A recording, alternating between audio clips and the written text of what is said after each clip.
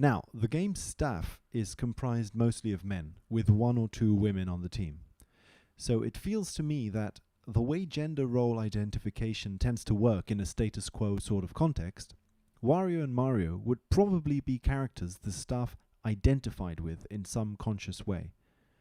When animating them, designing them, etc., I imagine the team were working on them as tiny avatars of themselves.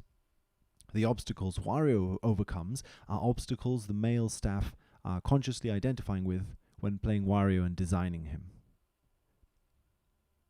However, Captain Syrup is probably a character they are designing as a non-egoic force, a force from the unconscious, therefore.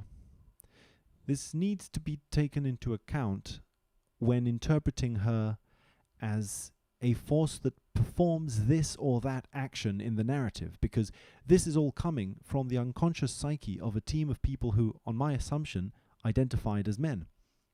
Captain Syrup, then, doesn't so much represent women or the feminine as the unconscious, non-egoic forces of these men.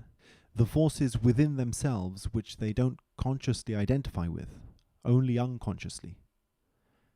And as far as this game was a hit which resonated with presumably a lot of men, Captain Syrup here seems to resonate with some sort of collective force that extends beyond the team.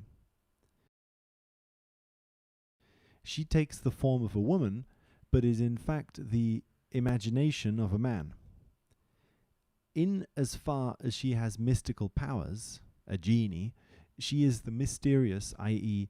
unconscious forces within the men designing her within this piece of art. I think this is why she tends towards androgyny, as androgynous at least as the mainstream world this game lives in would allow. Her behavior, how she craves money and power, her trousers instead of a dress, etc., are within the mainstream ideology, again, normally associated to male gender.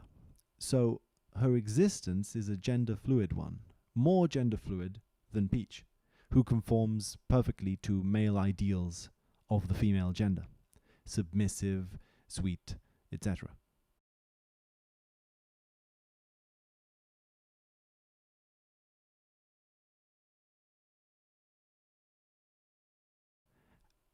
And this gender fluidity is wreaking havoc in this world, because she doesn't just represent the existence of gender fluid women, she represents the existence of gender fluidity in general. Wario and Mario are threatened by that, because their entire joy in life depends on having a specific social condition, which is granted to them by being considered men, as defined by opposition to women. They need that giant idolized statue of Peach, the ideal woman, because otherwise they can't have their castle, their estate, a position in society that allows them to avoid suffering. Captain Syrup stealing the statue is synonymous with her appearance. Her bursting into the world is symbolically represented by her stealing the statue, because they are both the same event, the arrival of gender fluidity, and thus the stealing, quote unquote, or destruction of the female gender role as idealized by men. But again, she is not a woman, and that's the point. She is an artistic rendering of the forces of the artist's unconscious, but so is Wario. Wario is also a rendering of the forces of the artist's psyche, in this case their consciousnesses. But he is not a man either, in the same way that Syrup is not a woman. This is the very shaking of the foundation that the game or art represents. Art, by representing men and women, reveals that men and women are representations, no matter who the artist is. Men and women are appearances, behaviors, and these behaviors can be more or less rigidly adaptive to certain canons, but are not prisoners to them, inasmuch as other behaviors and appearances can be equally represented in art. If an artist were to paint a woman wearing jeans in a society where women are people who don't wear jeans ever, the art is proving that such appearances are visually possible. Women in jeans are a thing that can be represented. So whoever sees that would be capable of enacting that behavior in their own life, not just in the art. So Syrup's appearance, despite conforming in many ways to the accepted female gender role by wearing earrings, sleeping in a conventionally feminine bedroom, quote unquote, etc., is still, compared to Peach, a tendency away from her and towards traditional masculinity.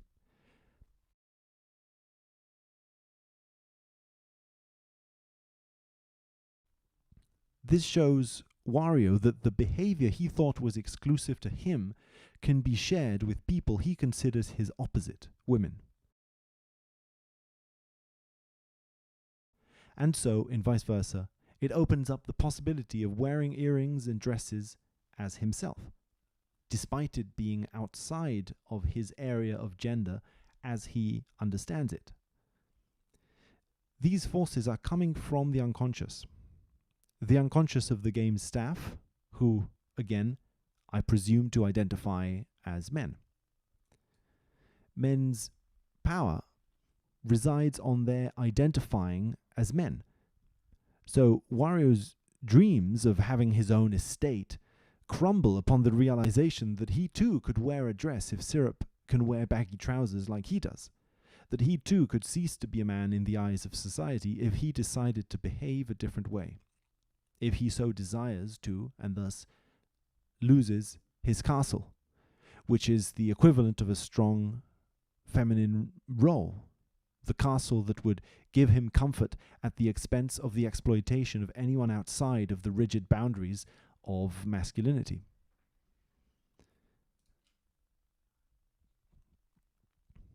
Syrup reveals, that is, the unconscious of the artists, that this castle would be built on the suffering of anyone on the fringes of the normative law, of pirates, in other words, and reveals too that non-pirates, like kings and queens, are just as capable of fluidity as she is, and that so they are not as different as they think. Her taking the form of a pirate clearly hints towards a kinship with Wario, since he is also a thief, a treasure hunter, on the fringes of society. He wants to be like Mario, a person of success within the kingdom, but he isn't. Syrup points to this fact by reminding him that he's like her, and also shows that he is more like her than he is like Peach, the awareness of which questions the very plan he has to become a real man, and thus a successful member of society.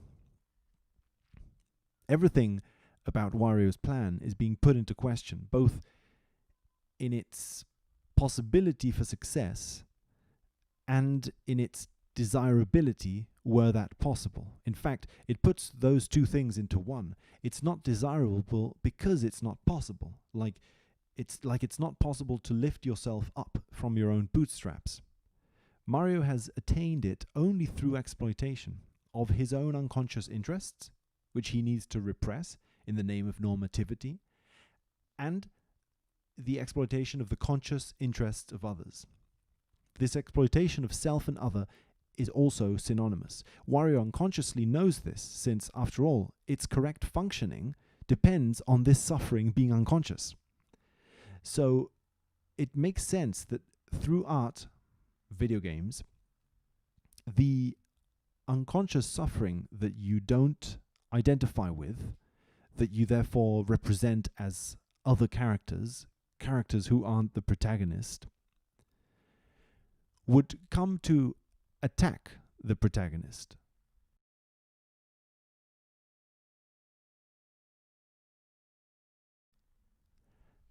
And since becoming aware of this stuff is of benefit to everyone involved, since its unconsciousness simply perpetuates exploitation of self and other, of the social body,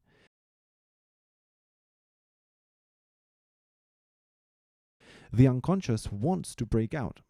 The accumulated drops of suffering can't help but spill out and be made visible through forms of expression that rely on unconscious inspiration, like art.